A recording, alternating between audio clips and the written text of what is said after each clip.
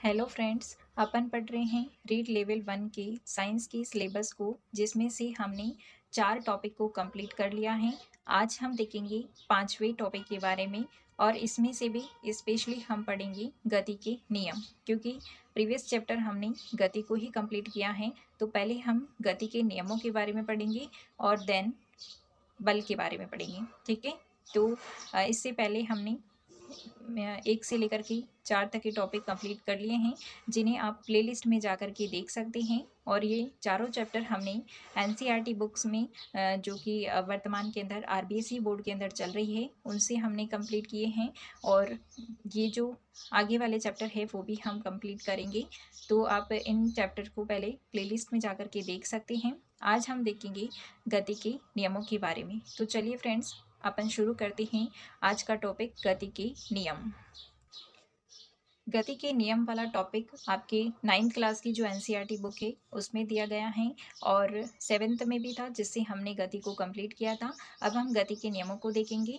गति के नियम किसी भी वस्तु की गति को वर्णित करने के लिए आइजैक न्यूटन ने गति के 3 मौलिक नियम दिए थे।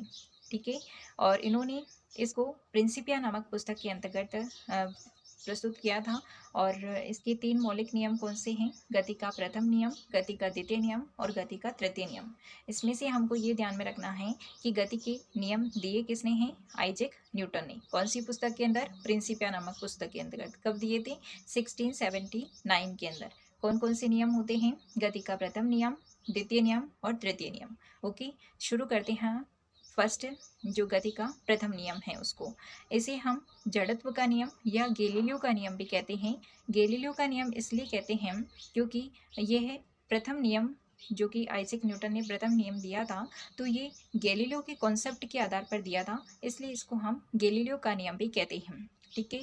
और जड़त्व का नियम इसलिए कहते हैं क्योंकि इस नियम के अंतर्गत जड़त्व गुण जो होता है उसके बारे में बताया गया है, इसलिए इसको हम जड़त्व का नियम कहते हैं।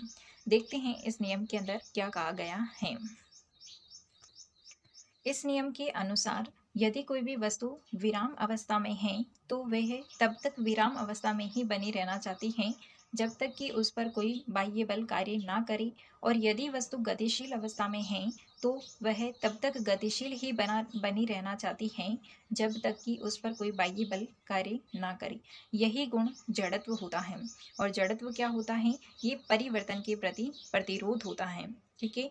यानी कि इस नियम के अनुसार ये कहा गया है कि यदि कोई वस्तु विराम अवस्था में है तो वो तब तक विराम अवस्था में ही बनी रहना चाहेगी जब तक कि उस पर कोई बाह्य बल नहीं लगाया जाए। और अगर कोई वस्तु गतिशील अवस्था में है तो वो तब तक गतिशील बनी रहना चाहती है जब तक कि उस पर कोई बाह्य बल आरोपित ना करे। ठीक है। यानी कि ये अपनी परिवर्तन के प्रति प्रतिरोध उत्पन्न कर रहा है, और यही गुण इसका जड़त्व कहलाता है। ओके। इसके कुछ एग्जांपल्स, जैसे कि बस के अचानक रुकने पर धक्का लगना। अब बस जब गतिशील होती है तब उसके साथ साथ उसके अंदर बैठे हुए यात्री का शरीर भी उसके साथ साथ गतिशील होता है, लेकिन जैसे ही बस को ब्रेक लगा करके, यानी उस पर बाह्य बल लगाया गया और उसको रोका गया, लेकिन जो उसमें बैठा हुआ यात्री उसको थोड़ी रोका गया है, तो अचानक से यात्री वो आगे की तरफ उसको धक्का लगता है। ये किसके कारण होता है? जड़त्व के कारण होता है। ऐसे ही नेक्स्ट एग्जाम्पल है, फल लगी डाली को हिलाने पर फलों का गिरना। फल लगी हुई डाली जब तक वो स्थिर होती है तब तक उस पर फल लगे हुए रहते हैं, लेकिन जैसे ही उस पर बाह्य बल लगा करके उसको हिलाया जाता है तो फल टूट करके नीचे गिर जाते हैं। ये भी किसके कारण हो रहा है? जड़त्व के कारण हो रहा है। ठीक है। और इस नियम से हमको बल की परिभाषा का ज्ञान होता है, यानी कि प्रथम नियम से हमको बल की परिभाषा का पता चलता है।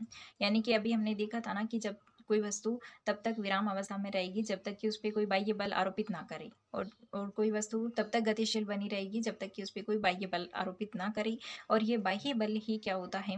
बल होता है। इससे हमको बल की परिभाषा पता चल रही है। ठीक है। और नेक्स्ट फैक्ट है इसका कि जिस वस्तु का द्रव्यमान ज़्यादा होता है उसका जड़त्व भी ज़्यादा होता है। यानी कि आपको पूछा जा सकता है कि एक ट्रक और एक कार में से किसका जड़त्व ज़्यादा होता है? ठीक है।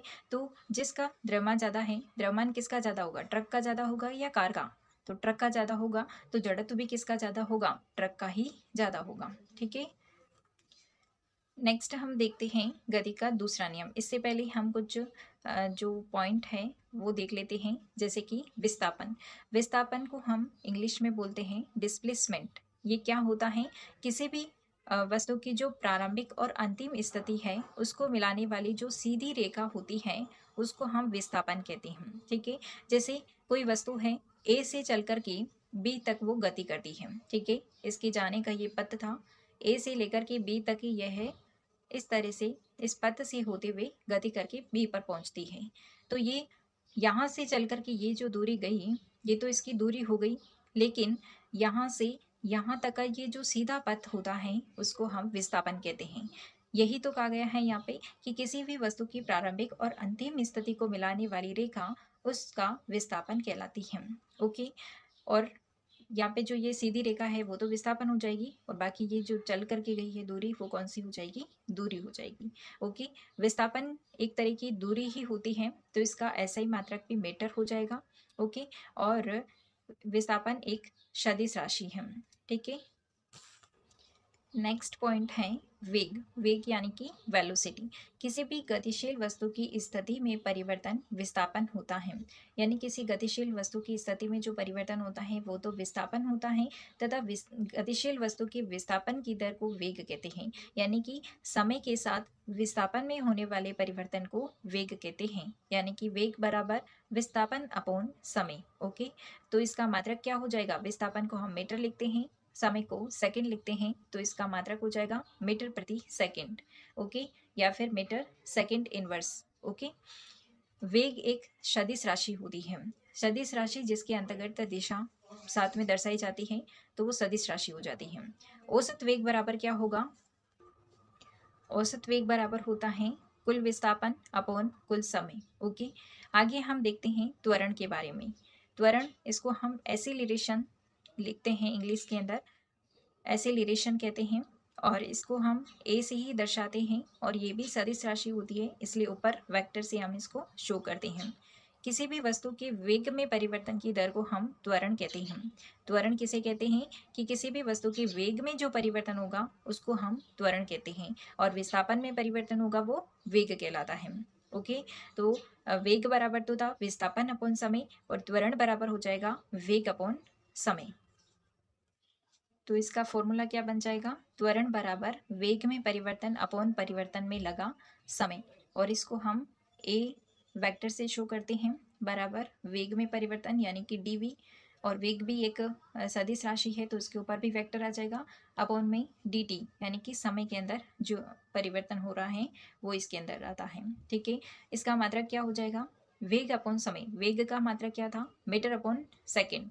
जब हम मीटर अपॉन सेकेंड ऊपर रख करके नीचे परिवर्तन का समय यानी कि सेकंड में आएगा, यहाँ पे भी समय, तो विस्थापन अपॉन समय इंटू समय, यानी कि दो बार समय यानी कि सेकंड सेकंड हो गया, तो समय का स्क्वायर हो जाएगा।